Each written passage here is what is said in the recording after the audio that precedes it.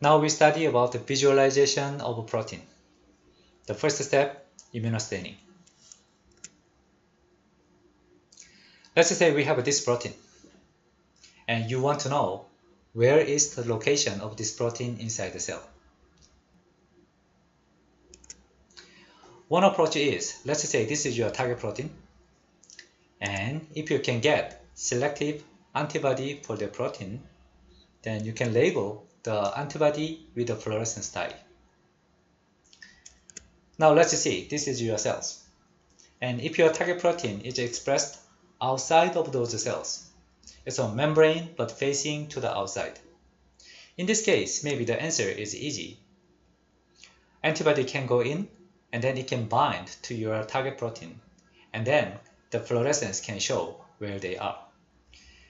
What if your target is inside the cell? Now can you use the same trick?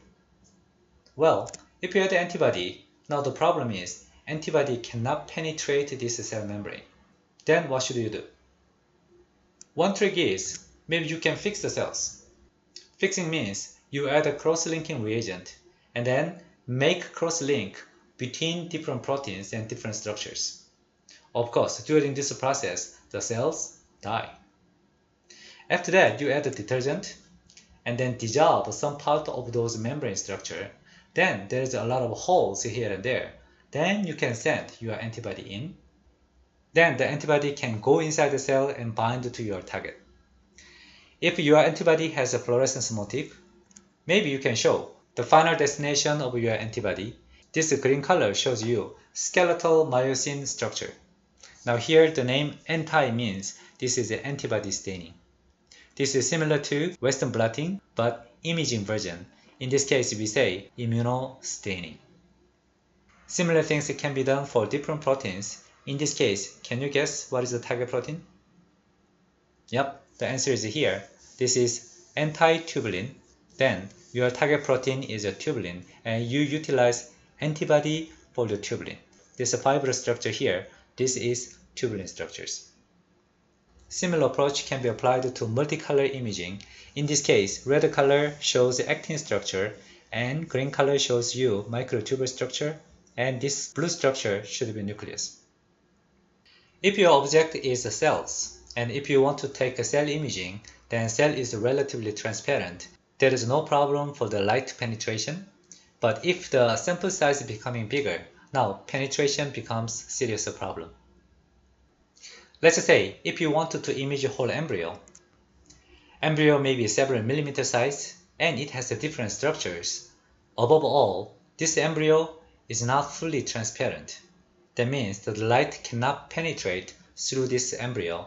Then the imaging becomes quite difficult. There is some trick to make this embryo more transparent by several solvent treatment. Among different tissues in the body, maybe brain has the most significant problem of light penetration. Because brain has a lot of lipid molecules in there, lipids are usually blocking those light off. That's why brain has been the most challenging organ to image inside out. There was one technique so-called clarity has been developed and applied to brain structures. As you can see here, the whole brain of a mouse, but after treatment of this clarity procedure, now the brain becomes almost transparent. After you make this brain transparent, then you can stain those brain with multiple antibodies with multiple colors, and very detailed structure can be elucidated. Let me show you one beautiful movie for this brain structure utilizing this clarity and multicolor antibody imaging.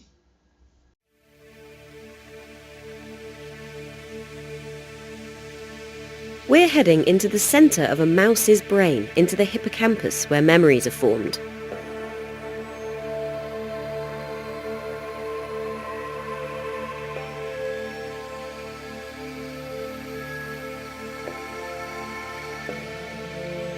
Looking up, you can see neurons projecting to the surface of the brain.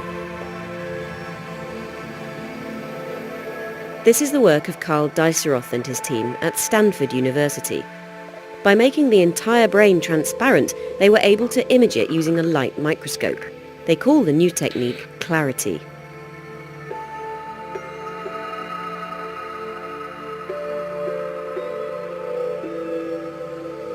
Existing techniques for studying the brain's wiring are often limited to looking at very small volumes of brain, or they don't allow you to label genes or chemicals of interest. The advantage of clarity is that you can label lots of molecules in whole brains.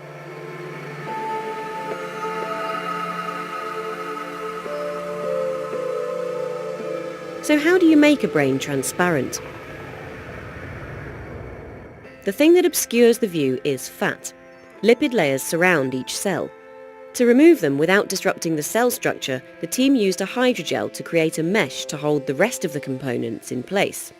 Then they could clear away the fat. This is a mouse brain before and after.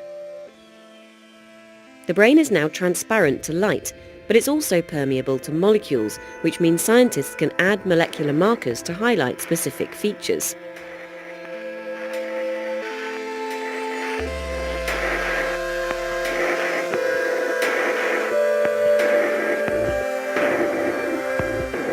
In this 1 mm block of hippocampus, excitatory neurons are green, inhibitory neurons are red, and cells called astrocytes are blue.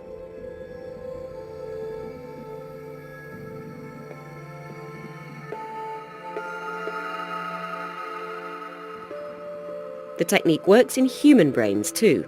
This is a chunk of the frontal lobe of a 7-year-old boy who had autism.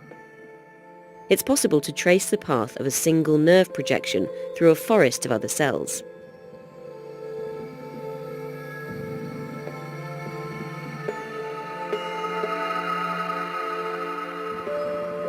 When the team looked closely in one layer of the cortex, they noticed ladder-like patterns where neurons had connected back to themselves and to other neurons.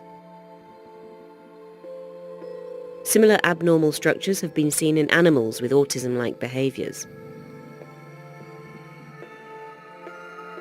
Being able to analyse brain structures like this and match them up with molecular information could help neuroscientists uncover how changes to the brain underlie disease.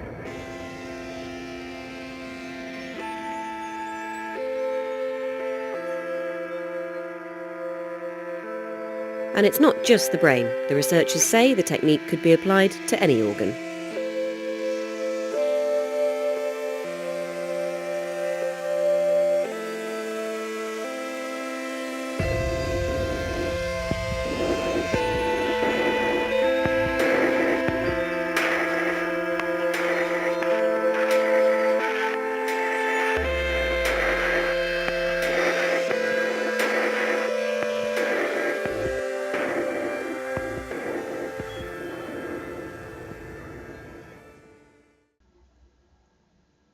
It's an amazing technique, isn't it?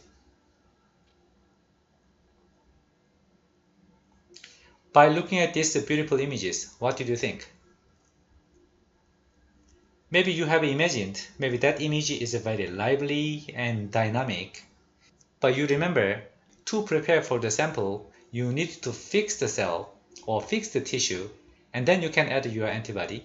These cells or tissues are not alive. Most likely the image you are looking at is something like this. That means the images you have seen was just one snapshot at one point, and those were dead images. Immunostaining utilizing antibody is a very powerful tool, but it has this kind of limitations. If you want to see the real live images of cells or tissues, what can be your option? That is the next topic with green fluorescence proteins.